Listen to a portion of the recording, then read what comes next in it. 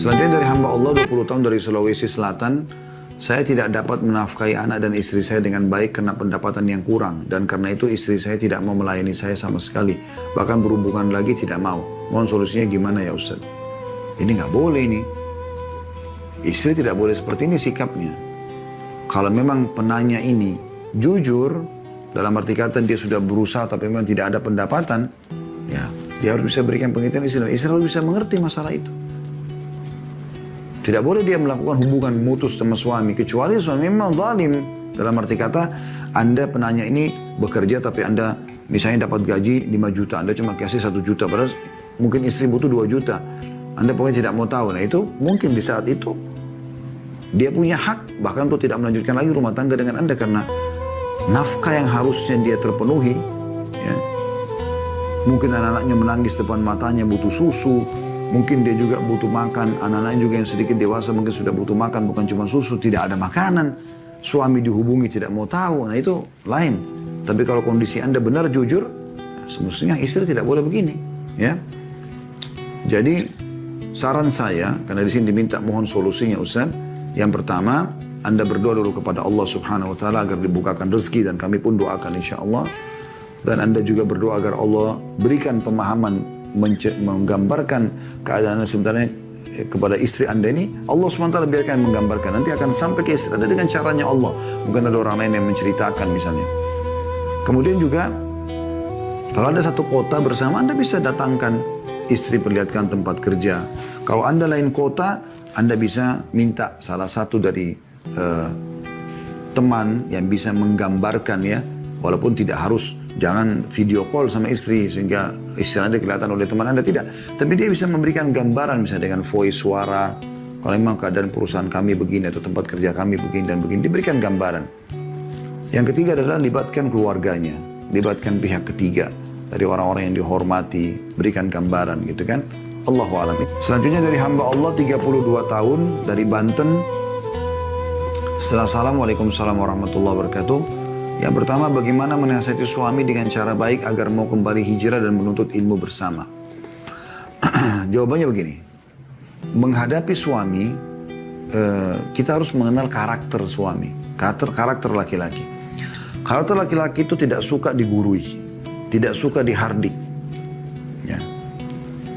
Jadi kalau ibu mau mengajak suami, ya, hijrah, taubat, kepada hal yang lebih baik, maka hindari dua hal ini. Jangan kesan menggurui, jangan kesan menghardik dia. Itu kamu sudah jauh dari agama, tuh ayo kembali sekarang. Nanti kalau tidak nanti masuk neraka. Hardikan. Yang terjadi pasti penolakan. Lalu bagaimana caranya? Kalau menurut kami Allahu a'lam, ibu coba cari tahu, kan di sini bahasanya agar mau kembali hijrah. Yang saya tangkap berarti sudah pernah hijrah, kan gitu. Nah ini beda bahasanya dengan orang yang belum pernah hijrah. Kalau sudah pernah hijrah, Anda coba cari tahu dulu penyebab dia hijrah apa. Mungkin dia pernah cerita. Dia pernah dengarkan ceramah ustadz siapa, syekh siapa, dia pernah baca buku apa, tulisan apa. Anda ingatkan kembali itu. Dengan cara Anda share di handphonenya dia. Atau di masa-masa lagi harmonis ya. Selepas biologis misalnya Anda bicara baik-baik sama dia. Anda ingatkan masalah itu. Mudah-mudahan bisa kena, selain memang maksudnya kena ke dalam hatinya. Selain itu Anda juga doakan dia. Itu dua hal. Yang kedua, masih pertanyaan yang sama. Apakah boleh jika suami beberapa kali berselingkuh kemudian meminta tolak darinya? Oke, apakah boleh minta tolak dari suami yang beberapa kali selingkuh? Jawabannya boleh. Boleh, tidak ada masalah. Karena dia sudah melakukan pelanggaran. Beberapa kali loh di sini ya. Artinya pertama kali dia selingkuh, mungkin dia berselingkuh, dia minta maaf, lalu dimaafkan. Yang kedua kali dia ulangi lagi, dan seterusnya. Itu boleh saja. Ya. Yang ketiga, saat ibu perempuan belum meninggal, beliau berpesan agar anak perempuannya tetap bekerja hingga memiliki rumah. Namun kenyataannya sudah beberapa tahun menikah dan bekerja tapi belum juga ada rumah. Apakah jika perempuan berhenti kerja dan tidak mengikuti pesan ibu itu berdosa dan salah? Insya Allah tidak. Insya Allah tidak. Karena pada saat sudah menikah, kalau memang anak perempuannya sudah menikah ya, maka dia kan punya kewajiban lain mentaati suami.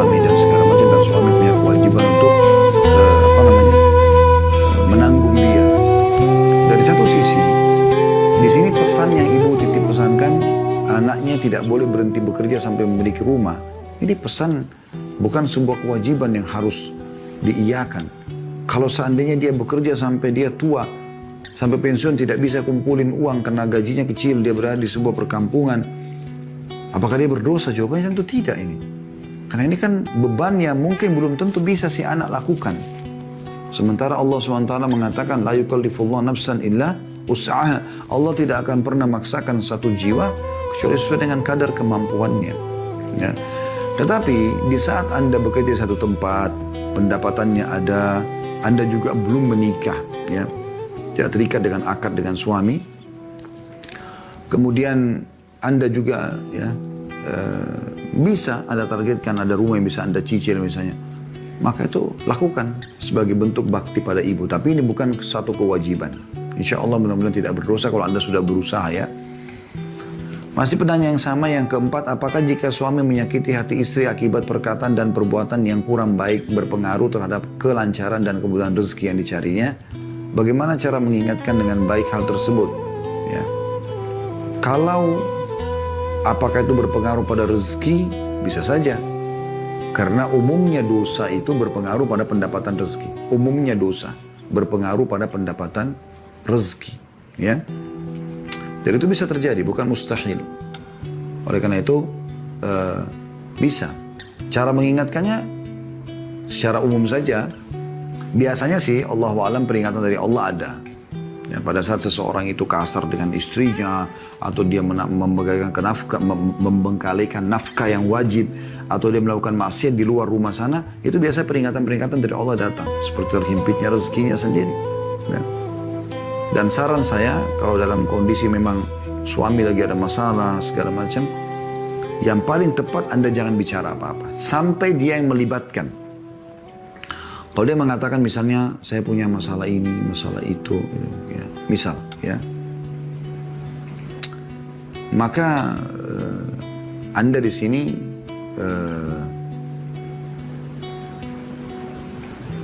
berikan masukan. Kalau dia bertanya, ya, seperti itu kurang lebih. Kalau dia tidak bertanya, saran saya nggak usah. Tapi saya yakin kalau dia sebagai suami dia akan bertanya. Gitu. Selanjutnya dari hamba Allah 25 tahun dari Papua.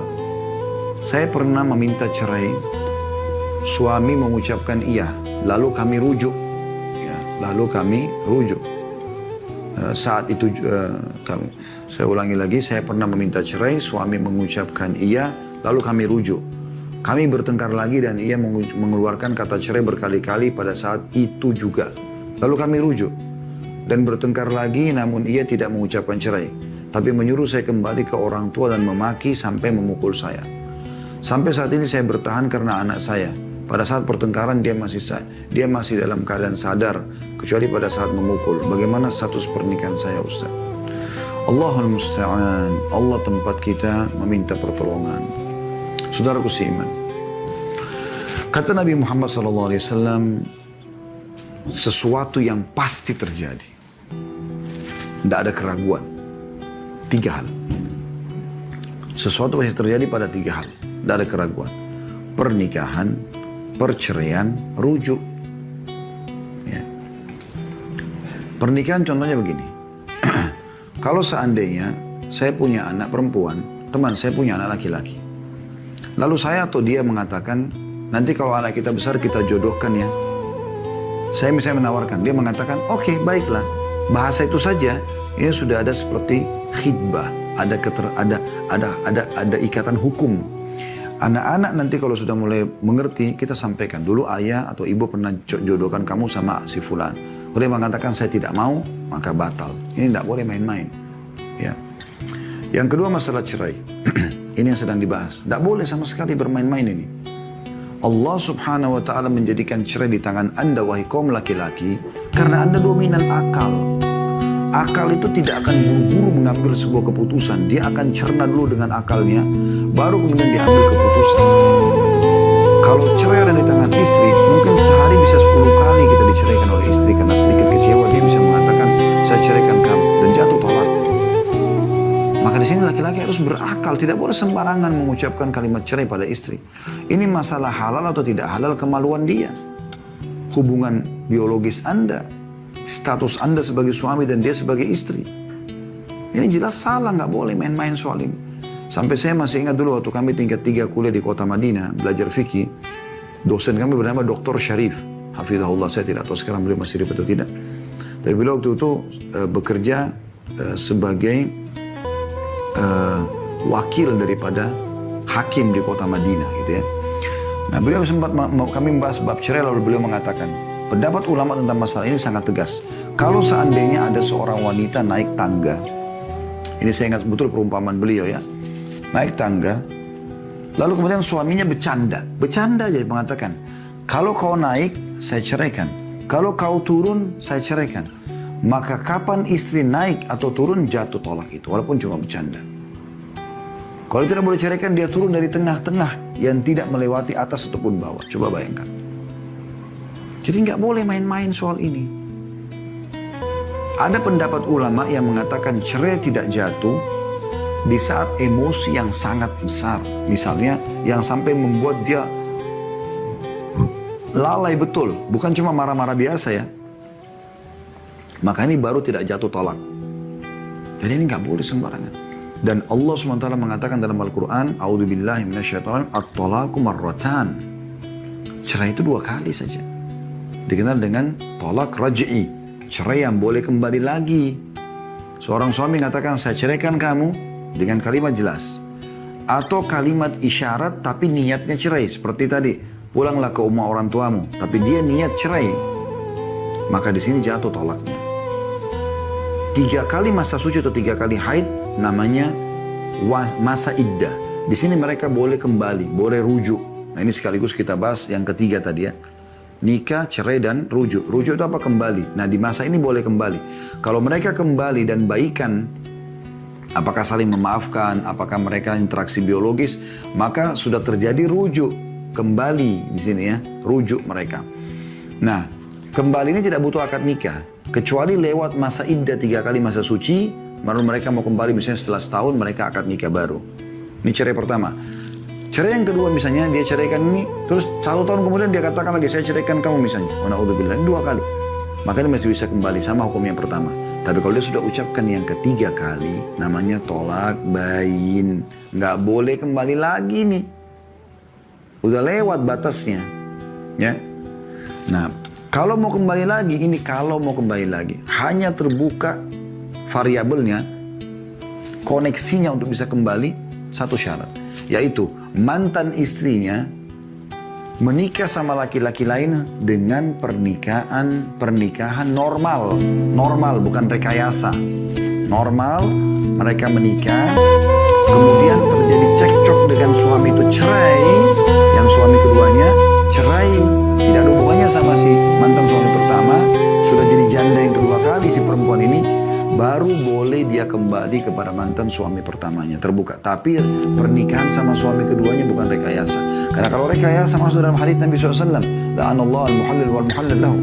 Allah melaknat suami yang mengatakan pada temannya, nikahi istri saya ini, habis itu ceraikan ya, supaya bisa nikah lagi sama saya. Juga teman suaminya yang mau membantu nikah yang direkayasa seperti ini. Nah, ini semua kena laknat, tidak boleh. Ya. Jadi kalau Anda tanya bagaimana status pernikahannya ini Allahu a'lam, ini sudah dikatakan berkali-kali. Ya. Menurut kami ini sudah tidak sah pernikahan ini. Ya, kalau Anda tetap pertahankan, ini jadi masalah. Makanya di sini sering terjadi pertengkaran, bisa saja mungkin karena bukan satu suami istri lagi. Tapi Anda supaya tenang, Anda boleh menuju ke KUA setempat, itu saran kami ya. Pihak pemerintah, Anda konsultasikan kepada kepala KUA-nya kejadian seperti ini. Apa anjurannya Anda bisa ikutin.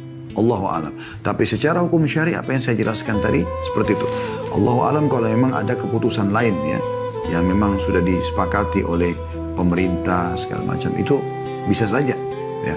Karena juga ada mungkin melalui MUI segala macam, itu bisa saja, bisa terjadi. Tapi ini yang kami ketahui. Selanjutnya dari hamba Allah 24 tahun dari DKI Jakarta, bagaimana cara menghadapi mertua yang selalu ingin bertemu cucu? Karena mertua selalu memaksa untuk bertemu datang ke rumah, atau kami yang disuruh ke sana setiap pekannya. Sedangkan kondisi saya capek, saya pernah menolak mertua, namun mertua merasa saya memisahkan dengan cucunya. Jika saya kasih anak saya ke mertua, saya sangat khawatir karena mertua sering rekam video saja tanpa mengawasi dengan baik atau memainkannya tanpa memikirkan kondisi anaknya bagaimana. Ini mirip dengan penanya pertama tadi ya. Jadi Anda bisa punya sikap dalam masalah ini. Ya. Anda tentukan, bahasakan gitu. Bukan memisahkan dengan cucu, tapi kondisinya kami harus ada begini dan begitu. Kecuali dalam kondisi memang mertua Anda ini adalah orang yang sangat soleh atau soleha, Anda yakin anak Anda kalau Anda taruh di sana mungkin ya malah ada pendidikan-pendidikan, ada tambahan surah Al-Quran, ada tambahan kisah-kisah para sahabat dan seterusnya. Maka Anda bisa, walaupun Anda sibuk, Anda antar mereka pulang sekolah atau disuruh antar oleh driver atau supir, atau mungkin istri Anda yang Anda suruh ke sana gitu kan, untuk selama bukan keluar kota ya, untuk duduk berkumpul. Tapi kalau di sana ada mudarat, Anda punya prinsip. Anda bisa tentukan nanti insya Allah kami akan datang mungkin minggu depan, 2 minggu lagi, 3 minggu lagi dan seterusnya. Pertanyaan yang ketiga dari hamba Allah 34 tahun dari Jawa Barat, bagaimana solusi menghadapi istri yang keras kepala? Padahal dia sering mengikuti kajian juga seminar ilmu parenting. Tapi masih saja seringkali ucapan dan tingkah lakunya menyakiti suami. Contohnya berbicara dengan nada besar. Saya melihat Allahu'alam Anda sebagai suami lebih kenal ya. Coba lihat masalah bicara dengan nada besar ini. Apakah itu sudah tradisi dia dari sebelum menikah sama Anda? Kayak misalnya memang ada sebagian keluarga, ya, komunitas keluarga begitu. Memang mereka kalau berbicara terbiasa gitu. Dengan nada-nada tinggi. Dengan menggunakan kata-kata olokan dan ejekan gitu kan. Ada juga keluarga yang tidak. Mungkin mereka memang kesopan santunan ini dijaga sekali sehingga saling menghormati, menjaga tutur kata gitu kan, menjaga sikap. Itu saya berapa kali melihat ada keluarga-keluarga memang yang seperti ini jenisnya gitu ya. Nah kalau istri Anda ini berasal dari keluarga yang memang dasarnya sama orang tuanya, sama saudaranya memang begitu polanya, makanya berarti pola hidup. Pola ya, bukan niat dia ingin membangkang. Ini sebagai PR buat Anda. Bagaimana Anda sebagai suami menerima itu sebagai sebuah tantangan agar Anda bisa memperbaikinya. Itu yang saran kami. Ya. Artinya gini, jangan setiap kali ada kesalahan dan kekurangan pasangan, kita langsung patok, ini nggak cocok, kita cerai. Kecuali yang terjadi pelanggaran fatal dalam agama. Berbuat kesyirikan, murtad dari agama. Kalau masalah teknis-teknis lapang, atau dia selingkuh, perzinahan yang haram misalnya, ini berat. Tapi kalau hanya teknis lapangan, Anda suka kebersihan, kerapian, pasangan belum bisa. Anda suka istri yang lembut, yang periang, tapi memang dasarnya Anda menikah bukan dengan wanita yang seperti itu, ya. Maka ini kan teknis lapangan. Atau Anda, kita balik kasusnya, kalau seorang perempuan, dia berharap suaminya romantis, ya memanjakan dia, tapi memang dia nikah sama laki-laki yang kaku dasarnya. Nah ini kan PR bagi mereka, ini teknis lapangan. Kalau saya sarankan, Allahu'alam, Anda berdoa kepada Allah SWT agar Allah berikan hidayah dan Allah ubah pasangan Anda, kemudian Anda jadikan ini sebagai target utama. Bagaimana caranya Anda bisa mengubah ini? Di situ kesuksesan Anda menjadi seorang pasangan yang berhasil gitu. Maksudnya yang pasangan yang baik, ideal. Karena memang kita menikah sama siapapun pasti akan ada kekurangan dia. Nah, bagaimana kekurangan pasangan kita jadikan sebagai ajang pahala buat kita supaya dia bisa berubah. Terlalu banyak orang-orang yang menyampaikan kepada saya pribadi. Ada seorang bapak dulu mengundang saya ceramah di salah satu kantor besar di Sudirman di Jakarta Pusat. Ya. Kemudian dia cerita, dia mengatakan dengan begitu ramai Masya Allah orang yang hadir. Karena di situ di building itu banyak perusahaan-perusahaan lain yang memang nyewa juga gitu ya. Maka bergabung dia siapkan ruangan yang cukup luas menjadi tempat untuk taklimnya di situ. Sekaligus sholat berjamaahnya. Maka dia cerita kalau awal dia dapatkan hidayah, tadinya dia jauh dari agama. Itu justru karena istrinya. Istrinya sering dengar ceramah. Kadang-kadang ada rekaman dikirim ke dia sekali, 2 kali, 3 kali. Sampai lama-lama akhirnya dia dapat hidayah. Dan dia pun akhirnya membuat pengajian. Contoh, nah ini kesabaran pasangan. Ada juga seorang bapak dulu pernah umroh bersama kami. Dan itu dia bawa sebuah kertas yang besar penuh dengan pertanyaan dia dengan istrinya gitu. Jadi dia umroh sekaligus dia ingin bertanya banyak pada kami. Maka ya saya jawablah pertanyaan tersebut ya. Setelah saya jawab, dia sempat menceritakan awal sebabnya dia dapat hidayah gitu. Jadi dia bilang, saya dulu pecinta musik, saya dulu jauh dari agama gitu kan. Wah pokoknya jauh lah dari agama. Ya. Sekarang justru pada saat itu dia yang menganjurkan istrinya untuk pakai cadar, untuk berubah lebih baik lagi. Dia bilang sebab awalnya istrinya suka dengar ceramah, terus kemudian ada rekaman, dia kasih ke suaminya. Tapi dia bilang saya awalnya benci sekali gitu, saya karena tidak suka dengan ceramah. Saya tidak terbiasa, hidup saya jauh, hidupnya di negara barat dulunya gitu. Tapi akhirnya istri saya sabar, dia bilang, di mobil pun, yang saya ingat dia pernah ceritakan ya, dia bilang di mobil pun istri saya bilang, bagaimana kalau setengah jalan kamu dengar musik kamu, setengah jalan dengarkan ceramah. Karena saya juga ingin dengar. Karena dia merasa dia tidak ditekan oleh istrinya, maka dia mau dengar. Lama-lama dia bilang yang dominan adalah justru ini. Justru ceramah itu sendiri, karena dia merasakan sendiri manfaatnya gitu. Ada bertambah ilmu, bisa membawa pada perubahan-perubahan, dan sekian banyak contoh dalam masalah ini gitu ya. Nah tapi kalau itu bukan pola kebiasaan keluarga, bukan sesuatu yang memang ini dia sengaja lakukan, itu bab nusyul. Anda ingatkan kepada dia. Bukankah sudah tahu dalil-dalil seperti ini? Dan tidak ada salahnya Anda ruqyah, karena salah satu efek daripada ain, sihir, itu juga munculnya kedurhakaan seorang istri, munculnya kedurhakaan seorang istri pada suami. Allahu a'lam. Ya. Anda kalau mau tahu tentang ruqyah bisa lebih fokus lagi mendengarkan ceramah-ceramah kami di playlist YouTube, insya Allah ada. Anda buka YouTube Khalid Basama Official, playlistnya klik cari ruqyah syariah, Anda akan temukan insya Allah. Kita masuk pertanyaan kedua dari hamba Allah 25 tahun dari Jawa Barat. Suami saya lebih mengutamakan memberikan nafkah kepada orang tuanya daripada istrinya karena orang tua sudah tidak bekerja. Bagaimana hukumnya? Di sini saya perlu berikan dulu batasan ya, Anda sebagai istri, nafkah yang suami wajib berikan, makanan, satu paket sama minumannya, pakaian, tempat tinggal, dan transportasi semampu suami. Tapi yang fokus tuh makanan, minuman, pakaian, sama tempat tinggal, gitu kan.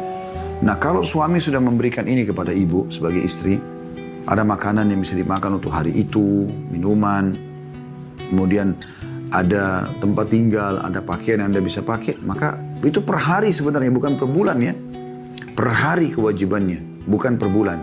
Artinya kalau hari ini ada, besok itu belum menjadi kewajiban dia sampai dia masih hidup. Kalau sudah meninggal gugur kewajibannya kan. Berarti kalau hari itu dia bisa penuhi kebutuhan ibu sebagai istri dan anak-anak, hari itu juga dia punya hak untuk membantu orang tuanya atau membantu siapa saja selain Anda. Memang begitu. Ya. Besok dia punya kewajiban memberikan lagi, kalau hari ini sudah dipenuhi, besok dia punya kewajiban lagi. Dan Allah akan tuntut dia. Kata Nabi SAW, kafa lil mar'i ithman an yudayya man yakutu. Cukup berat dosa bagi orang yang membengkalikan apa yang dia yang wajib dia nafkahi gitu kan. Tapi ingat ya, ini kasusnya adalah harian. Karena dia kalau meninggal esok hari itu sudah gugur masalah kewajiban tersebut. Allahu a'lam. Ada penanya yang masuk melalui WA dari hamba Allah, seorang akhwat 32 tahun, sudah menikah dari DKI Jakarta, dari 0812, 2 lagi, 63 kali, sekian-sekian. Penanya mengatakan, suami saya tidak memenuhi nafkah batin ke saya karena tidak ada ketertarikan seksual. Saya sudah melakukan dan memperbaiki semua tuntunan suami agar dia memiliki ketertarikan seksual. Namun hasilnya sampai saat ini saya tidak dinafkahi batin. Tapi nafkah jasmani masih mengalir. Suami saya tidak suka dengan keluarga saya. Hampir setiap hari mengkritik saya. Dan suami merasa semangat beribadahnya terganggu karena saya. Sehingga saat ini suami suka marah-marah, sholat di akhir waktu, jarang membaca Al-Quran, dan perhitungan dalam sedekah. Bagaimana baiknya Ustaz untuk saya? Apakah berpisah atau tidak? Baik. Bagi penanya ini dan penanya-penanya yang lainnya, saya menyampaikan dulu kepada Anda sebelum Anda bertanya, dan juga kami jawab ya sebenarnya sebelum Anda menyusun pertanyaan, dan juga pada saat kami akan jawab, bertakwa kepada Allah Subhanahu wa taala. Ya, takutlah kepada Allah. Pertanyaan harus sesuai dengan keadaan apa adanya ya. Karena kami akan menjawab sesuai dengan pertanyaan Anda. Jangan sampai Anda cenderung sepihak sehingga akhirnya jawaban Anda bisa tunggangi untuk maslahat Anda pribadi. Pertanyaan masalah agama harus jelas, tertuju ya kepada permasalahan yang sedang dihadapi. Yang benar Anda katakan benar, yang salah tentunya. Saya tidak mengatakan penanya ini, tapi semuanya yang bertanya ya. Saya akan masuk ke pertanyaan yang sudah masuk ini. Di potongan pertamanya saya bagi beberapa potongan. Suami saya tidak memenuhi nafkah batin ke saya karena tidak ada ketertarikan seksual. Saya sudah melakukan dan memperbaiki semua tuntutan suami agar dia memiliki ketertarikan seksual, namun hasilnya sampai saat ini saya tidak dinafkahi batin. Tapi nafkah jasmani masih mengalir. Ini saya anggap potongan pertama dari pertanyaan Anda ya. Memang kami kaum laki-laki ini, saya bicara sebagai laki-laki, itu sangat pekah dalam masalah seksual ini. Perlu ibu tahu dan semua wanita muslimah wajib mengetahui masalah ini. Laki-laki itu sangat pekah. Pekah dengan bau mulut, nafas, bau ketiak, bau kemaluan, terus penampilan, cara menyisir rambut, memakai pakaian yang menarik bagi dia gitu ya. Kalau ada yang luput saja dari masalah ini, maka mungkin membuat dia tidak tertarik untuk melakukan itu. Tidak tertarik untuk melakukan hal tersebut. Dan itu normal, semua laki-laki akan sama. Dan banyak laki-laki tidak mau membahasakan karena khawatir istrinya tersinggung. Oleh karena itu setiap muslimah, setiap istri wajib bagi dia, karena ini melayani biologi suami kan kewajiban, maka wajib bagi dia menjaga semua rentetan biologis itu. Di antaranya tadi menjaga bau badan, mulut, ya, nafas, kemudian ketiak, kemaluan. Ini anggota tubuh yang sensitif ya, harus dijaga. Jangan Anda sembarangan makan karena hanya hembusan nafas Anda mengganggu, atau bau mulut, ya, atau ada lubang di gigi. Usahakan Anda selalu sikat gigi, ya, dan juga kumur-kumur pakai mouthwash mungkin ya. Sampai kata Nabi SAW, aku diperintahkan bersiwak sampai aku mengira ya, aku akan ompong karena seringnya disuruh membersihkan gigi itu. Begitu juga dengan bau badan. Anda tahu hadits Nabi SAW, kata Nabi SAW, kalau kalian datang dari safar, janganlah ia masuk menemui keluarganya sampai dia memberitahukannya, agar para perempuan atau para istri itu ya, menyisir rambutnya dan mencukur bulu kemaluannya. Jadi ada hubungannya, hubungan biologis dengan masalah itu. Kerapian, kebersihan ya. Itu juga dengan baju yang dia suka, potongan rambut yang dia suka, penataan rumah yang dia suka ya. Saya tidak tahu tuntutan suami Anda ini seperti apa, tapi ini saya bicara secara global. Kalau apa yang saya bahasakan tadi Anda sudah yakin, tidak ada bau badan lagi ya. Karena gini, kadang-kadang kita sikat gigi nih, kita pakai mouthwash untuk bau mulut misalnya. Itu dalam hitungan 10 menit saja sudah berubah. Kalau apalagi walaupun Anda tidak makan dan minum apa-apa lagi ya, tapi itu sudah cukup untuk mengubah, kembali kepada bau awal, atau minimal sudah menghilangkan bau wangi daripada odol yang sudah kita pakai gitu. Jadi memang menggunakan ini bukan sekali saja, tapi beberapa kali, setiap saat diperlukan. Kalau perlu setelah ngobrol sama suami ternyata belum terjadi interaksi biologis, pas sudah ada arah ke sana, Anda kumur-kumur lagi. Itu penting. Karena itu sensitif sekali bagi laki-laki. Dan kebanyakan laki-laki tidak mau berbicara. Mereka kalau yang beriman mengekang itu. Kalau yang fasik, udah dia lampiaskan kepada yang lain. Anda tahu apa yang dijual oleh pelacur-pelacur naudzubillah di luar sana? Ya? Baju yang seksi, penampilan yang menggoda ya, tutur katanya lah, badan yang wangi. Memang begitu. Nah, seharusnya metodenya ya, bukan jadi pelacurnya. Metode pakai baju yang seksi, badan yang wangi, godaan-godaan, menghibur suami yang positif, itu harusnya ada pada istri. Itu poinnya. Ya, jadi Anda pada saat menjalankan tuntutan suami sini, jalankan memang karena Anda tahu ini kewajiban Allah dalam memberikan hak suami dalam biologis, maka Anda lakukan itu. Sehingga Anda tulus dalam mengerjakan, bukan terpaksa. Saya kasih contoh, ada salah satu kerabat kami sampai bercerai. Coba Anda bayangkan. Setelah suaminya sudah sekian tahun mengekang, suaminya suka rambut panjang, istrinya tetap selalu pendekin. Dan kalau diingatkan, kenapa potong rambutnya? Ya memang modal saya kan panas, kan begini, tidak mau tahu. Akhirnya sampai suaminya sudah nggak suka sama dia. Sabar sehari, 2 hari, sebulan, 2 bulan, sampai tahunan, akhirnya puncaknya cerai. Saya tanya sendiri kenapa. Salah satu sebabnya hanya karena masalah itu rambut saja. Nah, itu sangat peka. Dan ini beda sekali dengan Anda sebagai wanita. Anda kalau cinta suami Anda beda. Bahkan kadang-kadang ada di antara istri, subhanallah, ya, Allah buat dia, walaupun suaminya berkeringatan, mungkin dia bersedia untuk disentuh. Karena cintanya sama suaminya. Kadang-kadang suami pulang kerja, belum sempat bersihkan badan, tapi begitu dia mendekat sama istrinya sudah wangi, istrinya menyambut saja. Walaupun sebenarnya itu mengganggu juga dia. Tapi begitu perempuan beda. Kalau laki-laki tidak seperti itu, Bu. Ya. Ini poin mesti Anda fahami. Potongan pertama pertanyaan Anda. Walaupun satu pertanyaan, tapi saya bagi jadi beberapa biar jelas ya. Jadi kalau Anda sudah jalankan semua apa yang saya sampaikan tadi, berarti ini ada kesalahan di suami Anda. Tapi kalau Anda belum jalankan ini, ya, masih ada egoisme Anda, maka Anda perbaikin itu. Kemudian di sini dikatakan suami saya tidak suka dengan keluarga saya. Ini poin perlu digarisbawahi. Ini bagian kedua dari pertanyaan Anda. Suami saya tidak suka dengan keluarga saya. Kenapa suami Anda tidak suka? Cari tahu apa sebabnya. Karena dia punya hak. Seorang wanita kalau sudah menikah, suaminya di atas siapapun dari manusia. Termasuk ayah kandungnya sendiri. Ayah kandungnya si wanita. Jangankan bicara keluarga secara umum. Ayah Anda yang Anda lahir dari sperma dia, yang nama dia ternisbatkan pada nama Anda. Misalnya nama Anda Aisyah, nama ayah Anda Abu Bakar, nama Anda Aisyah Abu Bakar. Anda menikah tidak bisa diganti nama ayah Anda. Tapi setelah menikah, kepatuhan Anda pada ayah menjadi nomor 2. Pindah kepada suami. Termasuk ibu Anda juga. Jadi memang dia punya hak yang Anda harus dahulukan dari keluarga Anda semuanya. Apa yang suami tidak suka, jangan dilakukan. Jangan ngotot. Tetap suruh saudara datang, tetap suruh orang tua datang. Suami butuh waktu sama Anda. Nah ini nggak bisa. Saya yakin setiap laki-laki normal kalau dia sudah diberikan haknya terpenuhi. Dan ini saya lihat memang inti permasalahan sebenarnya di masalah pertama tadi. Masalah biologis yang terbengkalai. Karena laki-laki kalau sudah terbengkalai di situ, rentetannya kemana-mana. Termasuk masalah emosional, ya. Termasuk masalah tadi dianggap kurang bersedekah, ya. Ini memang berpengaruh kepada hal-hal itu. Jadi Anda cari tahu sebabnya apa.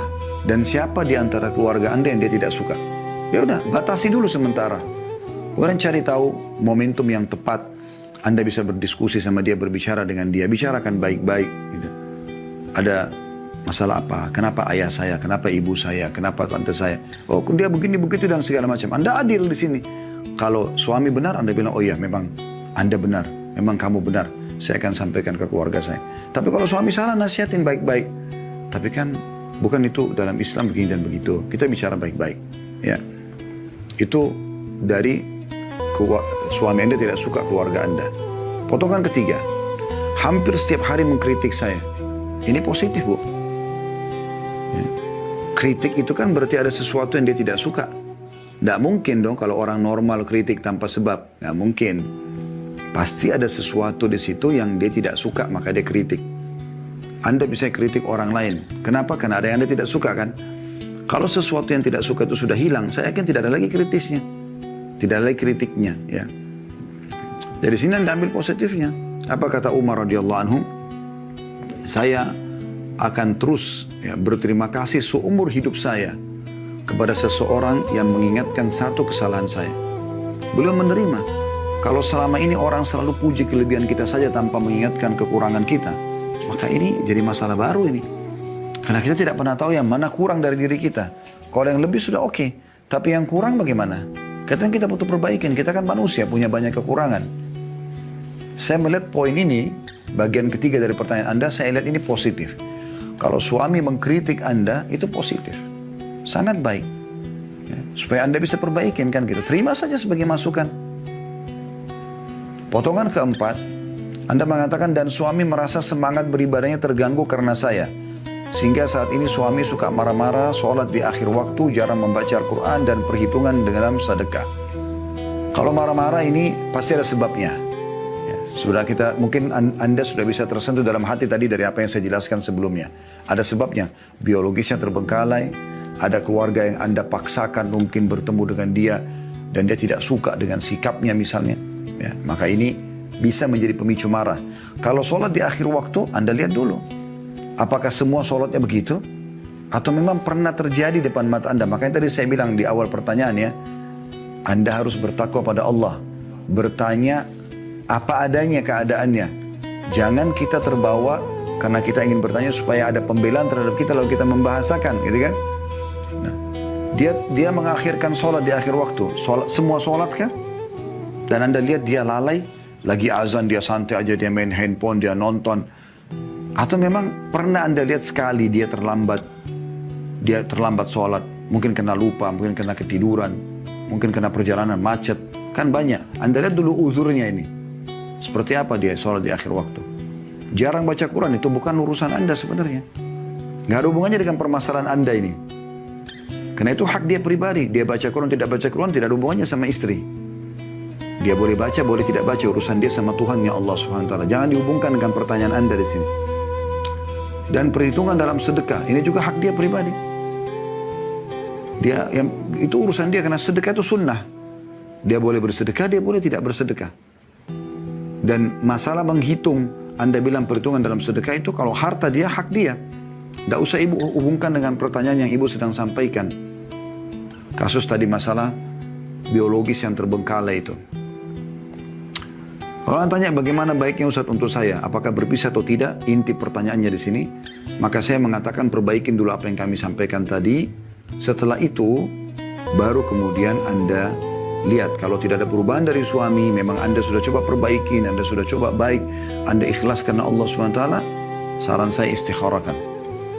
Sholat 2 rakaat, minta petunjuk kepada Allah, apakah rumah tangga ini dipertahankan atau tidak, lalu ikutin insya Allah hasil dari istikharah itu.